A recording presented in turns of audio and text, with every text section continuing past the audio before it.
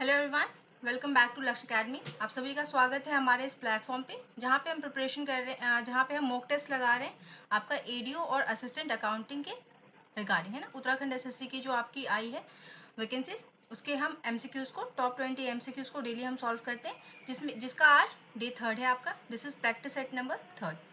साथ ही साथ जो भी स्टूडेंट फर्स्ट टाइम इस चैनल पे आए हैं वो लिंक के थ्रू डिस्क्रिप्शन बॉक्स में आपकी एक लिंक गिवन है जिसपे जाके आप हमसे कनेक्ट हो जाएंगे ताकि आपको जो क्लास की पीडीएफ वगैरह है वो मिलती रहे, है ना। आप टेलीग्राम चैनल पे हमसे लिंक हो जाएंगे। कोई भी नोटिफिकेशन आता है, कोई भी पीडीएफ अगर आता है तो उसके लिए आप हमसे कनेक्ट हो जाएंगे। किसी भी स्टूडेंट को अगर फास्ट ट्रैक कंप्लीट करना है, इस एग्जामिनेशन को पूरा फास्ट ट्रैक में कंप्लीट करना है तो आप बैचेस ज्वाइन कर सकते हैं। इसके लिए भी डिस्क्रिप्शन बॉक्स में आपके लिंक गिवन है। व्हाट्सएप नंबर है आपका, अगर कोई भी क्वेरी है तो उस क्वेरी को आप दूर कर सकते हैं इस नंबर पे कॉल करके। और अगर आपको परचेज करना है तो डिस्क्रिप्शन बॉक्स में लिंक गिवन है, वहाँ से आप परचेज कर सकते हैं ना। यहाँ पे सारे यूनिट्स आपको कवर कराए जाएंगे। लाइव एंड रिकॉर्डेड क्लासेस हैं, पीडीएफ नोट्स हैं दोनों ही लैंग्वेजेस में, और 5000 से प्लस आपकी एमसीक्यूज हैं यहाँ पे जिसको आप प्रैक्टिस कर सकते हैं।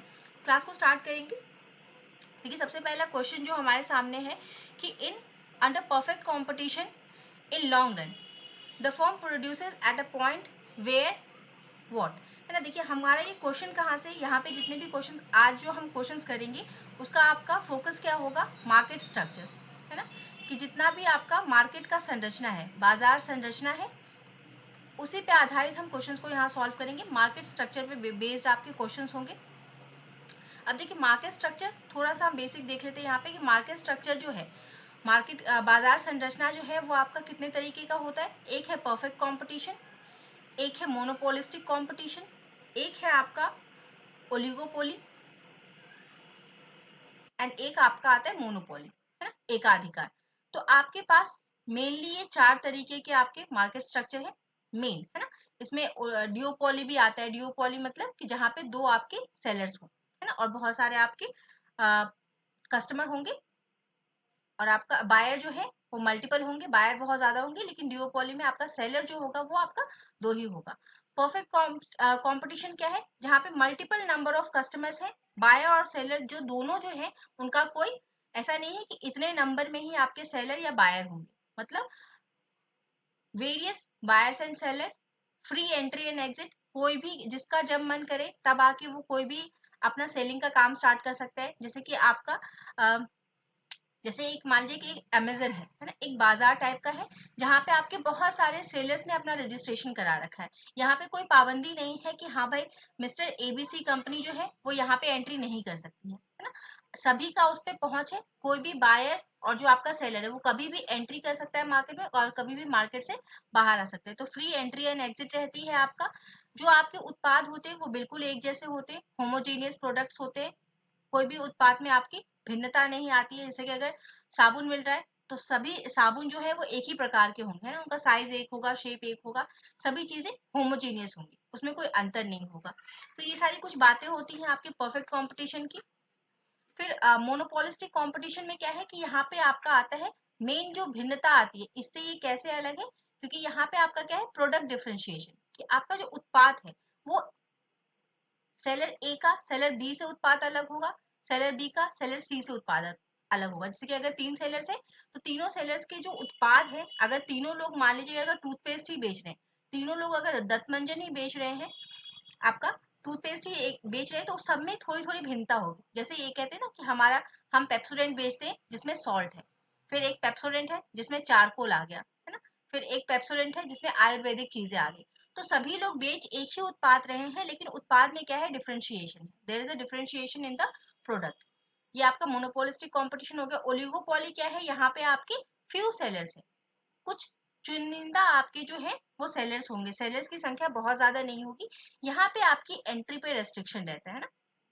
जैसे आपका मान लीजिए कि अभी का जो टेलीकॉम इंडस्ट्री है आपका, है ना, जो फोन वाला जो है, फोन की सर्विसेज देने वाला आपका, मोबाइल सर्विसेज प्रोवाइड करने वाले जो है वो आपके सेलर्स जो है वो बहुत कम है। आपके पास क्या है, वीआई है, फिर आपके पास जियो है ना, आपके पास एयरटेल है, वो मतलब लिमिटेड नंबर ऑफ सेलर्स हैं आपके पास जो कि आपको मोबाइल सर्विसेज प्रोवाइड कर रही हैं। तो ये ओलिगोपोली का एग्जांपल है। और मोनोपोली आप जानते हैं जहाँ पे एकाधिकार है, जैसे कि आपका रेलवेज हो गया, है ना। एकाधिकार रहता है यहाँ पे कि सेलर जो है उसके पास एक ही सेलर है और यहाँ पे आपके पास कोई ऑल्टरनेटिव नहीं होता, उत्पाद का कोई विकल्प नहीं। जैसे कि रेलवे अगर है तो भारतीय रेलवे ही है, एक ही है आपके पास, उसके अलावा कोई और ऑप्शन नहीं है कि आप कहीं और से रेल की सर्विसेज ले सकते हैं। ठीक, तो ये आपका मार्केट स्ट्रक्चर है। चलिए काफी डिस्कशन हो गया, इसी पे आधारित हमारा पूरा आज का क्लास रहने वाला है, इसलिए थोड़ा सा ब्रीफ इंट्रोडक्शन दे दिया हमने।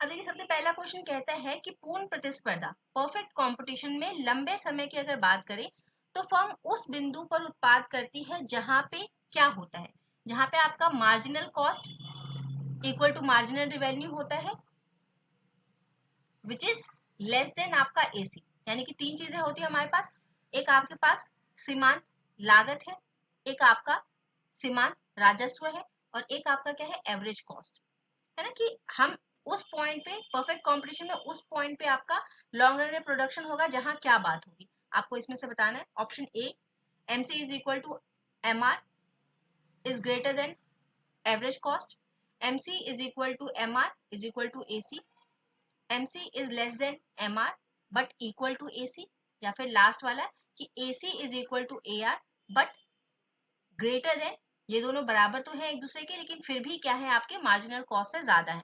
तो किस पॉइंट पर प्रोडक्शन करना चाहिए परफेक्ट कंपटीशन में लंबे समय में, है ना।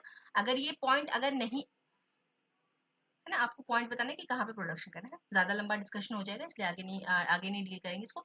जी देखिए आपका ऑप्शन नंबर बी जो है ये आपका करेक्ट है कि ऐसा एक बिंदु जहां पे आपका सीमांत कॉस्ट बराबर हो जाए सीमांत राजस्व के, यानी कि जितनी आपकी लागत लगे एक एक्स्ट्रा यूनिट को बनाने में, एक एक्स्ट्रा यूनिट उत्पादित करने में जितना आपका कॉस्ट आए उस पे उतना ही आपको रेवेन्यू मिले, है ना। अगर 5 रुपए एक्स्ट्रा लग रहा है हमारा एक यूनिट एक्स्ट्रा बनाने का, मतलब मान लीजिए कि अगर हम पेन बना रहे हैं, जो पेन है अगर इस पेन को अगर हम बना रहे हैं तो इस पेन को एक एक्स्ट्रा पेन बनाने में जितना हमारा प्राइस लग रहा है, हमारा खर्चा लग रहा है, उतना ही हमको उससे क्या है, रेवेन्यू भी मिल जा रहा है। एक एक्स्ट्रा हमने बनाया तो अगर 5 रुपए खर्चा लग रहा है तो 5 रुपए आमदनी भी हो रही है।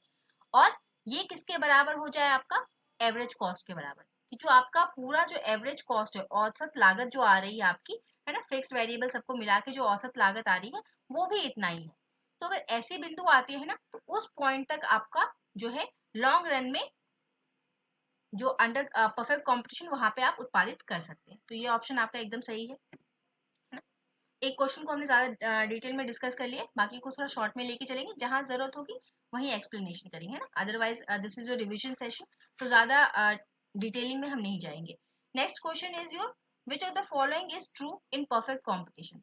परफेक्ट कॉम्पिटिशन हमने देख लिया है कैसा होता है, क्या होता है, तो आपको बताना है कि परफेक्ट कॉम्पिटिशन में पूर्ण प्रतिस्पर्धा में इनमें से कौन सा सत्य है। Firm are the price makers, यहाँ पे जो आपके जो फर्म्स होती हैं, है ना, यानी कि सेलर, फर्म्स मतलब कौन, यहाँ पे जो सेलर्स हैं मार्केट में, वो क्या होते हैं, प्राइस निर्धारण करने वाले होते हैं। फर्म यहाँ पे मूल्य का निर्माण करती है, उत्पादन विभेदीकरण करती है, यहाँ पे प्रवेश और निकास प्रबंधित होता है यहाँ पे, या फर्म मूल्य लेने वाले होते हैं। Firm is the price taker. A B C D, what is your answer, this is your D, है ना। कि यहाँ पे आपका जो क्या है, जो फर्म्स होते हैं वो क्या होते हैं, प्राइस टेकर होते हैं। यानी कि जितना भी आपका मार्केट के एग्रीगेट डिमांड और सप्लाई सप्लाई ने मिलकर जो एक इक्विलिब्रियम प्राइस आपका निर्धारित किया है ना, उसी उसी प्राइस पे क्या है, आपका जो वस्तु है वो बेचा जाएगा, है। तो आपकी फर्म्स कैसी होती है, प्राइस टेकर होती है, कि जो मार्केट के डिमांड और सप्लाई ने, मार्केट में जो टोटल डिमांड है और जो टोटल सप्लाई है, इन दोनों से जो एक इक्विलिब्रियम प्राइस आपको मिला है ना, एक जो मूल्य मिला है, उसी मूल्य पे सभी जितने भी फर्म्स हैं परफेक्ट कंपटीशन में वो सब उसी प्राइस पे आपका जो उनका उत्पाद है उसको सेल करेंगे। तो it is a price taker. Next, in perfect competition if price is greater than marginal cost then the firm should do what. अगर एक पूर्ण प्रतिस्पर्धा की स्थिति है जहां पे हमारा प्राइस जो है वो ज्यादा है, हमको पैसे ज्यादा मिल रहे, this price is your income, है ना, कि हमको इनकम ज्यादा हो रहा है, जो कि ज्यादा है आपसे, ज्यादा है आपका किससे, मार्जिनल कॉस्ट से, सीमांत लागत से ज्यादा आपको प्राइस मिल रहा है। तो इस कंडीशन में फर्म को क्या करना चाहिए, अगर वो पूर्ण प्रतिस्पर्धा वाले बाजार में अगर अपने सामान को बेच रही है ना, तो वहां पे अगर उसका प्राइस ज्यादा आता है उसके मार्जिनल कॉस्ट से, तो वो क्या करे, बिजनेस को शट डाउन कर दे, यहाँ पे बंद कर दे सारा व्यापार, रिड्यूस द आउटपुट, आउटपुट को कम कर दे, इंक्रीज द आउटपुट, आउटपुट और बढ़ा दे, या फिर मेंटेन द करंट आउटपुट, जितने पे वो जितना उत्पादन वो कर रही है उतना ही उत्पादन करे। अगर 500 यूनिट्स को अगर वो उत्पादित कर रही है तो उतना ही करे, है ना। तो आपको बताना है कि जब उसको इनकम ज्यादा हो रही है सीमांत लागत से तो क्या करना चाहिए उसको, है ना। जी एग्जैक्टली सही। आपको यहाँ पे आपको क्या करना चाहिए कि यहाँ पे परफेक्ट कॉम्पिटिशन में फर्म को क्या करना है, प्राइस को इंक्रीज द आउटपुट, उसको और ज्यादा उत्पादन करना चाहिए, क्योंकि वहां पे जो उसकी आमदनी है ना वो ज्यादा है उसकी लागत से, तो उसको यहाँ पे क्या करना है, उत्पादन को बढ़ाना है। नेक्स्ट नेक्स्ट क्वेश्चन कहते हैं कि the demand curve facing an individual firm under the perfect competition, फिर से पूर्ण प्रतिस्पर्धा का है। कहते हैं कि पूर्ण प्रतिस्पर्धा के तहत एक व्यक्तिगत फर्म, एक इंडिविजुअल फर्म जो है, फर्म के सामने मांग वक्र कैसा होता है, उसका जो मांग वक्र बनेगा, डिमांड कर्व जो बनेगा उसका वो कैसा होगा, डाउनवर्ड स्लोपिंग जैसा हमको दिख रहा है वैसा होगा, यू शेप्ड होगा, हॉरिजॉन्टल होगा, या फिर आपका वर्टिकल होगा, नीचे की ओर झुका हुआ यू आकार का क्षैतिज, या फिर आपका उद्रा, ये आपका वर्टिकल होगा, क्या होगा बताएंगे। यस, दिस इज हॉरिजॉन्टल, ये तो नॉर्मल कंडीशन रहती है, बट परफेक्ट कंपटीशन में एक इंडिविजुअल फॉर्म का जो आपका डिमांड कर्व रहता है वो कैसा रहता है, P इज इक्वल टू आपका P is equal to MR is equal to MC वाला कंडीशन रहता है, यानी कि it will be horizontal to the X axis, है ना, ये हमेशा हॉरिजॉन्टल रहेगा एक्स एक्सिस के, क्योंकि एक इंडिविजुअल, एक अकेला जो आपका एक व्यक्तिगत फर्म जो है वो कभी भी प्राइस को चेंज नहीं कर पाएगा, तो उसका कैसा रहता है, हमेशा एक constant horizontal to X axis रहेगा, है ना। नेक्स्ट आ गया आपका क्वेश्चन मोनोपोलिस्टिक कंपटीशन से, कहता है कि अब monopolist marginal revenue is what, एक एकाधिकारवादी का सीमांत राजस्व कैसा है, कैसा रहता है, इक्वल टू द प्राइस रहेगा, ग्रेटर देन द प्राइस रहेगा, लेस देन द प्राइस रहेगा, या ऑलवेज कांस्टेंट रहेगा, है ना। मोनोपोलिस्टिक बाजार है, वहां पे जो उसका एमआर है ना, जो उसका मार्जिनल रेवेन्यू, यानी कि एक एक्स्ट्रा उत्पाद को बेचने जो वो बेच के जो उसको राजस्व मिलेगा वो कैसा रहेगा, प्राइस के हमेशा बराबर रहेगा, प्राइस से ज्यादा रहेगा, प्राइस से कम रहेगा, या फिर एक समान रहेगा, है ना, ना ज्यादा रहेगा ना कम रहेगा, वो हमेशा एक ही समान रहेगा। आपको बताना है मोनोपोलिस्टिक में कैसा आपका रहता है ना। एकाधिकारवादी में सीमांत राजस्व की स्थिति क्या रहती है बताएंगे।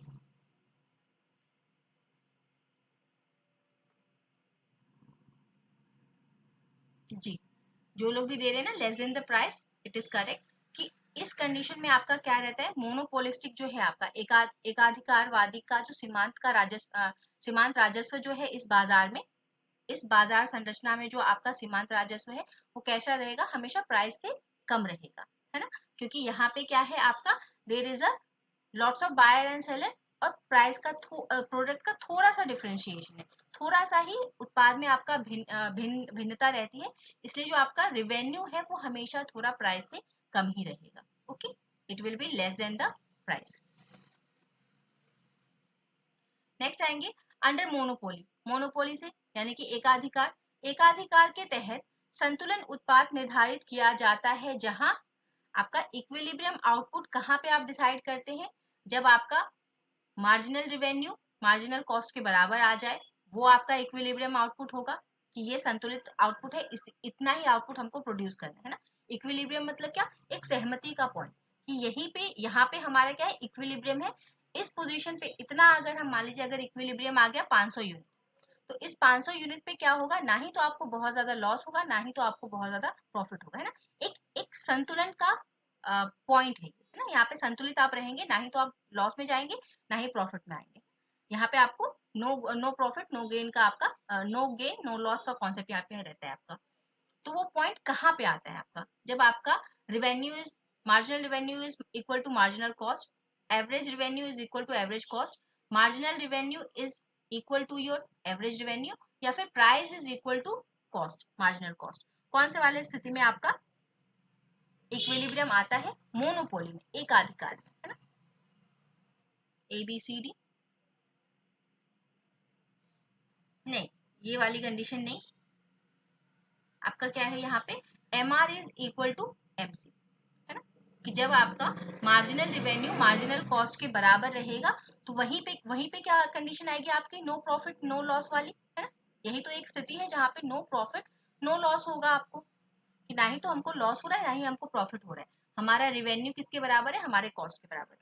एक एक्स्ट्रा यूनिट को बेचने में जितना हमको रिवेन्यू प्राप्त हो रहा है, जितना राजस्व मिल रहा है, उतना ही हमारा उसको बनाने में लागत आ रहा है ना। जितने में बनाया उतने में बेचा, तो there is no profit no loss. Okay, next कहते हैं कि which of the following is a feature of monopoly pricing. Monopoly pricing की का एक फीचर बताना है आपको, विशेषता बतानी है कि इनमें से कौन सा जो है आपका मोनोपोली प्राइसिंग का एक फीचर है। पहला ऑप्शन कहता है कि सीमांत लागत के बराबर होती है। जो आपकी मोनोपोली में जो प्राइसिंग डिसाइड की जाती है वो सीमांत लागत के बराबर होती है। प्राइस डिस्क्रिमिनेशन इज इम्पॉसिबल, यहाँ पे आप क्या है, कीमत भेदभाव असंभव है, नहीं कर सकते। मोनोपोली में तो जितना मन उतना कर सकते हैं ना। No close substitute and easy entry and easy exit, ठीक है, ये नहीं होती, ये हम बहुत अच्छे से कर सकते हैं। और यहाँ पे price is equal to marginal cost, ये वाली बात भी नहीं होती है। यहाँ पे सबसे सही आपका क्या ऑप्शन है, सी। बहुत से लोगों ने सी ऑप्शन दिया भी है कि नो क्लोज सब्स्टिट्यूट। यहाँ पे आपका मोनोपोली वाले बाजार में क्या है, आपके पास कोई विकल्प नहीं। हमने अभी आगे डिस्कस भी किया है कि जो मोनोपोली बाजार जो है वहां पे आपके पास विकल्प नहीं है। नो क्लोज सब्स्टिट्यूट, कोई भी करीबी विकल्प नहीं होता आपके पास, इसलिए जी भर के आप यहाँ पे क्या है, प्राइस डिस्क्रिमिनेशन कर सकते हैं। एंट्री आसान नहीं है, अगर आसान हो जाएगी और सब एंटर करने लगेंगे तो ये मोनोपोली रहेगी ही नहीं, और यहाँ पे प्राइस और कॉस्ट बराबर नहीं रहता आपका, है ना। नेक्स्ट हम आएंगे क्वेश्चन नंबर 9 पे आपका। क्वेश्चन नंबर 9 कहता है कि इन मोनोपोली, अगेन एकाधिकार, इफ मार्जिनल कॉस्ट यानी कि MC is constant and positive, स्थिर है और पॉजिटिव है, then the total revenue is what. तो आपका जो टोटल राजस्व होगा वो मैक्सिमम होगा कब, है ना। हमारे पास स्थिति क्या है कि पहला तो बाजार जो है हमारा मोनोपोली का है, एकाधिकार वाला बाजार है आपका। वहां पे अगर आपका मार्जिनल कॉस्ट एमसी कांस्टेंट है और पॉजिटिव है, तो आपका टोटल रिवेन्यू मैक्सिमम कब हो जाएगा, आपका राजस्व सबसे ज्यादा कब हो जाएगा, जब आपका सीमांत राजस्व 0 हो जाए, है ना। M R is equal to M C हो जाए, मार्जिनल रिवेन्यू मार्जिनल कॉस्ट के बराबर हो जाए, price is equal to cost हो जाए, या price is equal to revenue हो जाए। टोटल रिवेन्यू आपसे पूछा है कि टोटल रिवेन्यू कब मैक्सिमाइज किया जा सकता है, अगर एमसी आपका पॉजिटिव और कांस्टेंट है ना। तो देखिए इसका सही आंसर क्या है आपका, कि जब आपका मार्जिनल रिवेन्यू जो है जीरो जीरो हो जाएगा, है ना, यानी कि जो आपका सीमांत राजस्व है अगर 0 के बराबर हो जाए, उस कंडीशन में आपका टोटल रिवेन्यू जो है वो आपका एक्सीड कर जाता है, मैक्सिमम रहता है। नेक्स्ट आएंगे हम क्वेश्चन नंबर 10 पे। क्वेश्चन नंबर 10 कहता है कि which of the following is a source of monopoly power. निम्नलिखित में से कौन सा एकाधिकार शक्ति का स्रोत है। एकाधिकार की शक्ति आपको मिल जाए, इसके लिए आपको क्या चाहिए होगा, कि आपका उत्पाद एक जैसा हो। अगर एक जैसा होगा तो क्या हमको मोनोपोली मिलेगी। Free entry in the market, market में कोई भी जब चाहे तब आ सकता है, तब मोनोपोली मिलेगी, मोनोपोली का पावर हमको मिलेगा। गवर्नमेंट की लाइसेंसिंग हमको मिल जाए कि तुम्हारे सिवा कोई और यहाँ पे एंट्री कर ही नहीं सकता, तुम्हारे सिवा कोई और ये उत्पाद बेचेगा ही नहीं। या फिर परफेक्ट इंफॉर्मेशन, परफेक्ट इंफॉर्मेशन क्या, ये कहाँ का आपका है विशेषता, ये विशेषता है आपकी परफेक्ट कॉम्पिटिशन की, पूर्ण प्रतिस्पर्धा वाले बाजार का ये एक आपका विशेषता है, कि वहां पे जो लोग होते हैं ना, जो कस्टमर है जो बायर है, हम मान के चलते हैं कि वहां के बायर के पास सारी जानकारी होती है कि कौन सा उत्पाद कितने में मिलेगा, कितना उसका उचित मूल्य होना चाहिए, उसमें क्या क्या इंग्रेडिएंट्स हैं, उसका कंपोजिशन क्या है, मतलब उत्पाद के बारे में उसको सारी जानकारी है, हम ये मान के चलते हैं, है ना। तो ये कहाँ का है, परफेक्ट कॉम्पिटिशन का, तो ये तो हो नहीं सकता जी। यहाँ पे आपका आंसर क्या आ रहा है, सी इज द करेक्ट आंसर, कि अगर सरकार आपको लाइसेंस दे देती है कि तुम्हारे सिवा कोई और ये उत्पाद नहीं बनाएगा, तो आपको क्या है वहां पे डायरेक्ट मोनोपोली मिल जाती है, सरकार की licensing. Next question number 11। Question number 11 कहता है कि इन मोनोपोलिस्टिक कंपटीशन, ये मोनोपोलिस्टिक है, मोनोपोली है, इन मोनोपोलिस्टिक यानी कि एकाधिकार प्रतियोगिता में form in long run earns what. अगर लंबे समय तक अगर आप मोनोपोलिस्टिक बाजार में काम कर रहे हैं, है ना, सेलिंग कर रहे हैं, तो आपको लंबे समय में क्या होगा, सुपर प्रॉफिट होगा, सुपर नॉर्मल प्रॉफिट होगा, नॉर्मल प्रॉफिट होगा, लॉस होगा, या जीरो रिवेन्यू मिलेगा आपको। मोनोपोलिस्टिक कैसा है, जहां पे क्या है आपका बहुत सारे बायर और सेलर है, लेकिन हर सेलर का उत्पाद जो है आपका क्या है, थोड़ा थोड़ा एक दूसरे से भिन्न है। तो ऐसे बाजार में लंबे समय में आपको क्या होता है, सिर्फ नॉर्मल प्रॉफिट होगा, है ना तो आपको सुपर नॉर्मल प्रॉफिट मतलब बहुत ज्यादा प्रॉफिट हो जाएगा, ना ही तो आपको लॉस होगा और ना ही आपका जीरो रिवेन्यू रहेगा, है ना, आपको नॉर्मल प्रॉफिट वहां पे मिलता रहेगा। अगर आपका उत्पाद जो है थोड़ा भिन्न है तो आपको नॉर्मल प्रॉफिट वहां पे मिलता रहेगा। नेक्स्ट क्वेश्चन नंबर 12 आते हैं, access capacity under monopolistic competition implies that. कह रहा है मोनोपोलिस्टिक कंपटीशन, एकाधिकार प्रतियोगिता के तहत आरक्षित अतिरिक्त क्षमता का तात्पर्य क्या है ना, अतिरिक्त क्षमता किसके लिए, उत्पादन के लिए, है ना। तो हमसे कह रहे हैं कि अतिरिक्त क्षमता का यहाँ पे मतलब होता है कि firm produces more than optimal level, कि उसकी जो एक उच्चतम मतलब जो उसकी मैक्सिमम कैपेसिटी है ना, कि इतना मैक्सिमम वो उत्पादित कर सकता है, अधिकतम हुई ये वो उतना ही उत्पादित कर सकता है, तो उतना वो प्रोड्यूस करेगा। जैसे मान लीजिए किसी कंपनी की कैपेसिटी है कि वो एक महीने में 1000 यूनिट को उत्पादित कर सकती है मैक्सिमम, तो वो उतने पे उत्पादित करेगा। Firm operates at a declining cost, वो तब उत्पादित करेगा जब क्या है, कॉस्ट जो है फर्म घटती लागत पर काम करेगा, कि घटती लागत जहाँ पे लागत कम है वहीं पे वो ऑपरेट करेगा, अगर लागत इंक्रीज हो रही तो वो ऑपरेट नहीं करेगा। Firm operates to the left of the sorry operates to the left of the minimum average cost, या फिर firm maximises the profit at where marginal revenue, जहाँ पे आपका सीमांत राजस्व जो है वो ज्यादा है और सीमांत कॉस्ट जो है वो कम है, वहां पर वो प्रॉफिट को मैक्सिमाइज करेगा, है ना। आपको बताना थोड़ा सोच समझ के दीजिएगा, इसमें थोड़ा कंफ्यूजिंग लग सकता है।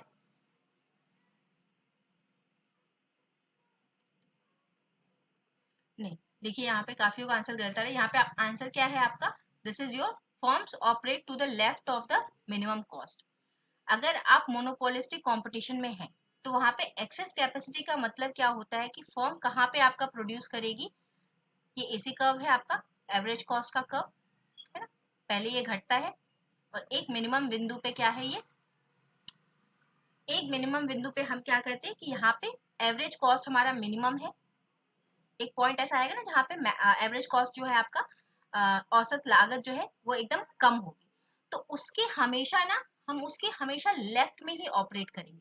क्यों हमेशा लेफ्ट में करेंगे, राइट में क्यों नहीं करेंगे, क्योंकि राइट में क्या है ना, देखिए यहाँ पे क्या है, एवरेज कॉस्ट कम होता आ रहा है ना, एवरेज कॉस्ट घटती क्रम में है, तो यहाँ पे मतलब आपकी लागत क्या है, कहीं ना कहीं कम रहेगी। तो आपको हमेशा कहा जाता है कि अगर आप मोनोपोलिस्टिक बाजार में हैं तो आप अपनी क्षमता जो एक्सेस कैपेसिटी है ना उसको लेफ्ट में ही रखिए, उसको कभी भी इस पॉइंट के मिनिमम पॉइंट के राइट में लेके नहीं जाएंगे, है ना, क्योंकि यहाँ पे हो सकता है कि एवरेज कॉस्ट आपका इंक्रीज करना स्टार्ट करे, है ना, क्योंकि यहाँ पे आपका कॉस्ट या तो कांस्टेंट हो जाएगा या तो इंक्रीज कर सकता है, वो डिपेंड करेगा फैक्टर पे।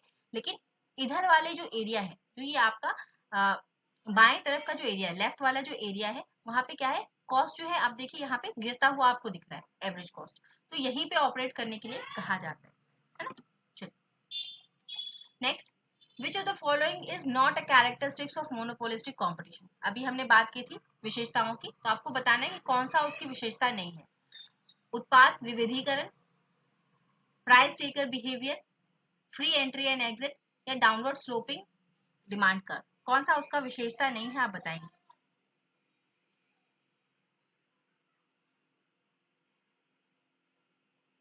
देखिए जी, यहाँ पे प्राइस टेकर नहीं होगा, बाकी सारी चीजें सही हैं, फ्री एंट्री एग्जिट रहता है, विभेदीकरण रहता है, डाउनवर्ड स्लोपिंग कर्व भी रहता है, लेकिन क्या नहीं रहता है, यहाँ पे प्राइस टेकर वाला बिहेवियर नहीं रहता, जो हमको कहाँ देखने को मिलता है, पूर्ण प्रतिस्पर्धा में, परफेक्ट कंपटीशन में हमको प्राइस टेकर वाला बिहेवियर देखने को मिलता है। लेकिन यहाँ क्यों नहीं है, क्योंकि हमारा उत्पाद अलग है, तो उत्पाद अलग होने की वजह से क्या है, हम प्राइस भी अलग सेट कर सकते हैं ना, तो मूल्य लेने वाला व्यवहार यहाँ पे आपको नहीं मिलेगा।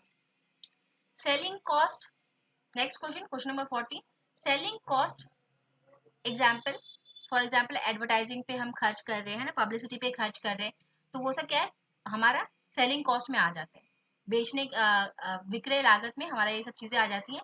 आर सिग्निफिकेंट इन, कहाँ पे इसका महत्व बहुत बढ़ जाता है, कौन से वाले बाजार संरचना में आपका सेलिंग कॉस्ट का महत्व आ जाता है, कि आपको बेचने के लिए कॉस्ट लगाना पड़ेगा, किस में, पूर्ण प्रतिस्पर्धा में आपको एडवर्टाइजमेंट करने की जरूरत है, मोनोपोली में करने की जरूरत है, मोनोपोलिस्टिक में करने की जरूरत है, या ओलिगोपोली में?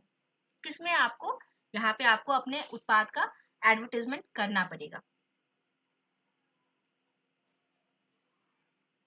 जी एकदम सही। ये कौन सा है आपका? Monopolistic competition.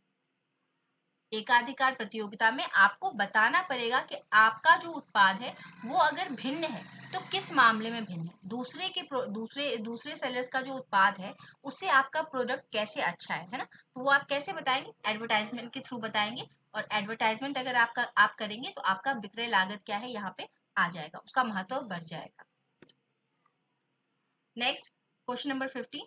इन long run under monopolistic competition, एकाधिकार प्रतियोगिता में लंबे समय में आपका क्वेश्चन हम नहीं किया हमने ना। इक्वल्स टू द आपका जो प्राइस है वो मार्जिनल कॉस्ट के बराबर रहता है, प्राइस एवरेज कॉस्ट के बराबर रहता है, इज लेस देन आपका मार्जिनल कॉस्ट रहता है, वहां पे हमने रेवेन्यू की बात की थी ना, is more than the average cost, या फिर प्राइस आपका एवरेज कॉस्ट से ज्यादा रहता है। कौन सी स्थिति रहता है बताएंगे?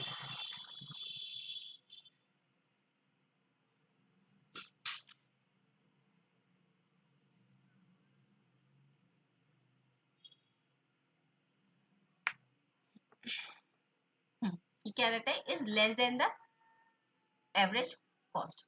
यहाँ पे आपका जो है लंबे समय में, दीर्घ काल में क्या है, जो प्राइस जो है, यहाँ पे टाइम का थोड़ा ध्यान देंगे कि जब दीर्घ काल में जब ये ऑपरेशन होगा ना, तो यहाँ पे दीर्घ काल में क्या है, जो आपका प्राइस जो है वो कम रहेगा मार्जिनल कॉस्ट से। ठीक ना? कि आपको लंबे समय में आपको प्राइस मिलना कम हो जाएगा, जितनी आपकी लागत लग रही है ना उससे आपको कम प्राइस मिलेगा, सीमांत लागत कम रहेगा प्राइस। नेक्स्ट हम आते हैं क्वेश्चन नंबर 16 पे। विच of the following best describes the price rigidity in oligopoly, है ना? जो आपका अल्प अधिकार वाला जो मार्केट स्ट्रक्चर है, संरचना है, वहां पे आपका इसमें से कौन सा प्राइस रिजिडिटी, यानी कि प्राइस जो है, प्राइस की कठोरता, मूल्य की कठोरता का वर्णन कौन सबसे ज्यादा अच्छा करता है?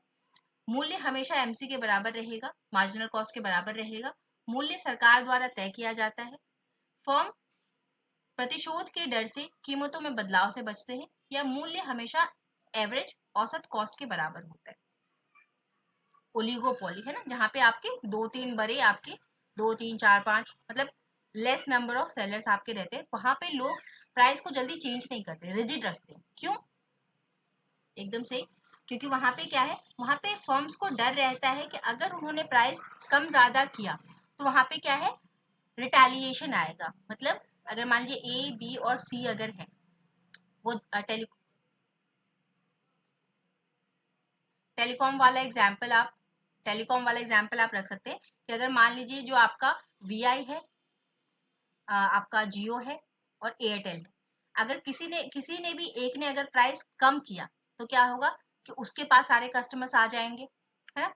और अगर ज्यादा किया तो वहां पे क्या है, अगर किसी भी एक ने प्राइस कम किया तो उसके पास सारे कस्टमर चले जाएंगे, और ज्यादा किया तो उसके पास से कस्टमर भाग जाएंगे, है ना? तो यहाँ पे क्या है, प्राइस की स्थिरता बनी रहती है, रिजिडिटी बनी रहती है। दैट्स व्हाई ये आंसर आपका करेक्ट है। Question number 17।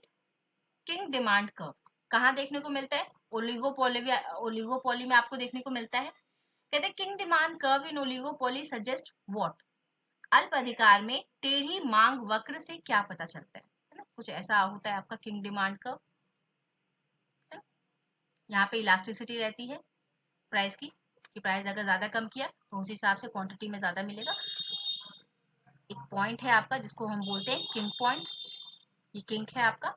और यहाँ पे क्या है, इन इलास्टिसिटी, यहाँ पे प्राइस का कम ज्यादा करना, लचीलापन उतना मायने नहीं रखता कि आप प्राइस कम ज्यादा करेंगे तो डिमांड पे बहुत ज्यादा असर आपका नहीं पड़ता है। तो कह रहे हैं कि ये जो किंग डिमांड कर्व है ओलिगोपोली का, ये क्या बताता है कि प्राइसेस आर फ्लेक्सिबल अपवर्ड, यहाँ पे लचीले रहते हैं, demand is perfectly elastic, demand हमेशा ही इलास्टिक रहता है, price cut leads to the price war, अगर आपने प्राइस की कटौती की तो वहां पे प्राइस वॉर स्टार्ट हो जाएगा, ऑल फर्म्स एक्ट इंडिपेंडेंटली, है ना? बताना है चारों में से कौन सा ऑप्शन आपका सही है।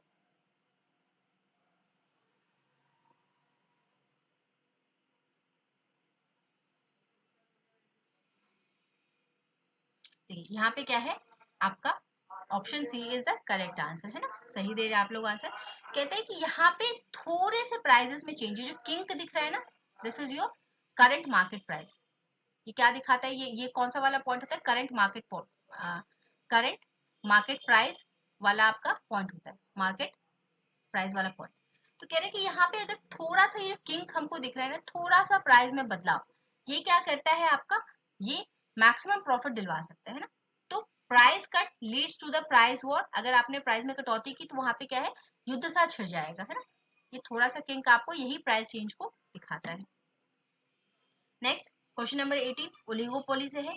In oligopoly firm offer engaged in, अल्पाधिकार में फर्म अक्सर निम्नलिखित में से किसमें संलग्न होते हैं, शुद्ध मूल्य प्रतिस्पर्धा में, विज्ञापन, युद्ध और रणनीतिक व्यवहार में, पूर्ण सूचना प्रसार में, या फिर कोई नो इंटरडिपेंडेंस रहता है, कोई भी इंटरडिपेंडेंस नहीं रहता आपका।